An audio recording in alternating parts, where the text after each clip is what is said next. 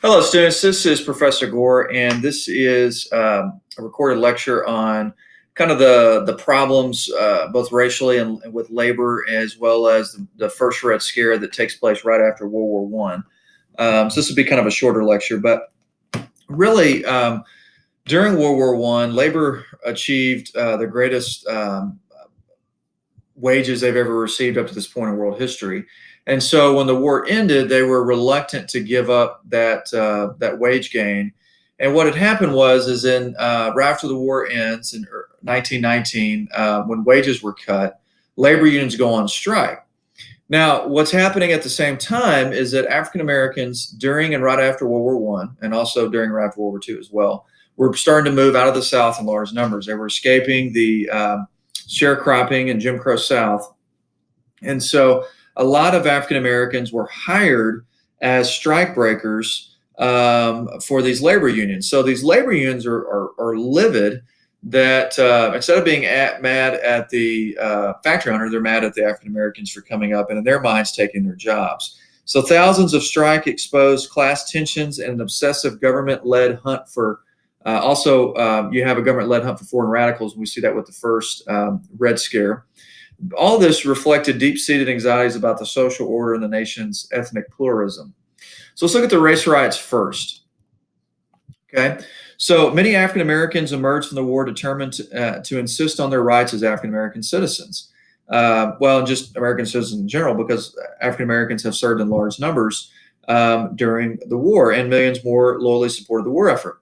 Black demands for equal treatment simply exacerbated white racism and violence. In the South, the number of lynchings rose from 48 in 1970 to 78 in 1919, including several of African American soldiers in their military uniform, which, as somebody that adamantly supports veterans, that is wrong on so many levels. It's wrong to take a life without just cause, and then you do this to veterans who have served our country faithfully. It's crazy. And the North, race riots broke out in more than 25 cities. In 1917, in East St. Louis, Illinois, 9 whites and more than 40 blacks died in a conflict sparked by competition over jobs at a defense plant. In Chicago, 5 days of rioting in July of 1919 left 23 blacks and 15 whites dead. They called the summer of 1919 the Red Summer from the blood that was shed. By the end of that summer, the death toll from racial violence had reached 120. As more and more blacks arrived in the South when strikes were occurring, business owners used them as strike breakers, or scabs, as the labor unions called them, to work in the factories. Many of these white union members attacked black neighborhoods, forcing African Americans to fight back in self-defense. It really is terrible what happens. Okay?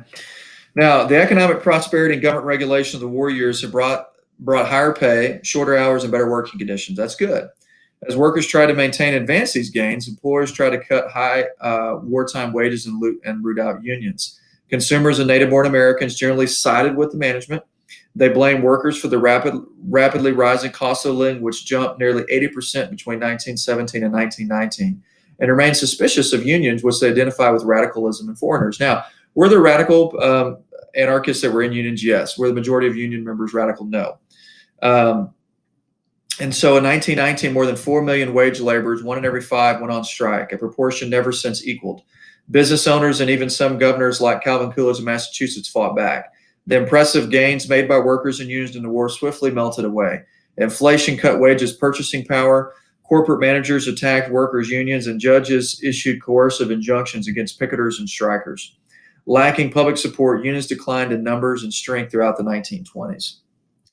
So the year of strikes in 1919, the Red Summer, we've never had this much labor strikes in American history before or since. I hope we don't go back to this. That means that there's a problem with worker and labor and so forth. Now let's get to the Red Scare.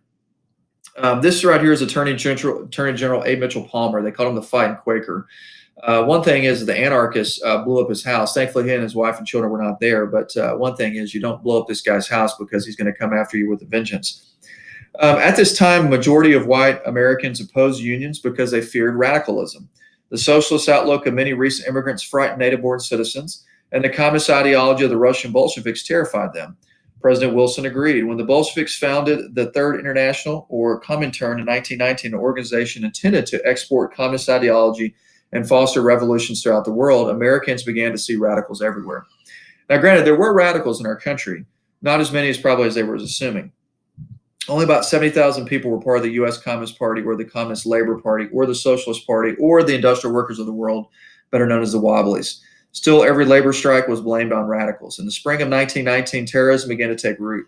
In April, alert postal workers discovered and defused 34 mail bombs addressed to prominent government officials. Anarchists and these radicals, such as the Wobblies, were mailing explosives to government officials. That's terrible.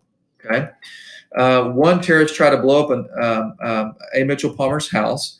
Since Wilson was in bed due to a stroke, Palmer could fight back as he chose. He set up an anti-radicalism division, the Justice Department, and appointed J. Edgar Hoover to direct it. Hoover's division shortly became the Federal Bureau of Investigation. Yes, that is the FBI. Actually, one of the main reasons why the FBI was founded was because of the murder by some of these oil guys, of some of these prominent Osage tribe members when oil was discovered in that part of Oklahoma. Palmer began staging raids on radical organizations' headquarters called the Palmer Raids. Evangelist Billy Sunday condemned them as well. He thought that they were gone too far. In September of 1920, a bomb on Wall Street killed 38 people, which led to more hysteria. This is like terrorism. This is what you would expect from ISIS or something. And so several states passed syndicalism laws, which made unlawful the mere advocacy of violence to secure social change. Industrial Workers of the World members and other radicals were prosecuted. Since most were immigrants and not U.S. citizens, they could be deported without a formal indictment or trial. On New Year's in 1920, federal agents rounded up 6,000 radicals. They invaded private homes, union headquarters, and meeting halls, arrested citizens and aliens alike, and denied them access to legal counsel, which is violation of due process. Okay. Now, eventually, by the summer of 1920, with no more labor strikes or terrorist attacks, Palmer and his raids faded from view. The Red Scare of 1919-1920 was provoked by the public's association of labor violence with its fear of revolution, which, by the way, the laborers in the cities in Russia is who led to the Bolshevik Revolution. Business people used the Red Scare to break the backs of fledgling unions. 5 New York legislators who were socialists were prevented from serving, even though they were elected legally, which is undemocratic, regardless if they were socialists. Big businesses denounce unions as socialists in disguise. Okay, so the Palmer raids are rounding up radicals, anarchists, communists, and so forth. Okay, pretty crazy what happened with the Palmer raids. This is a political cartoon against immigration, saying that they're radical and explosive, undesirable, and so forth. Close the gate. Look at this one. Put them out and keep them out. This is about the Russian Bolsheviks. Now, what happens with the Sacco and Vanzetti case? This is an interesting case in American history. The crime took place in 1920, but the trial took place between 1924 and 1927. So what happens in South Braintree, Massachusetts? Nicola Sacco, a shoemaker, and Bartolomeo Vanzetti, a fish peddler, were arrested for the robbery and murder of a shoe company's paymaster. Now, Sacco and Vanzetti were self-proclaimed anarchists and Italian aliens who had evaded the draft. Both were armed at the time of their arrest. Okay, now, so what ends up happening is supporters of Sacco and Vanzetti claimed that they were really only arrested because they were Italian immigrants. But they were self-proclaimed anarchists, which tended to use violence to accomplish their goals, and they were carrying weapons when they were arrested. It's really tough to know in this particular case what was going on.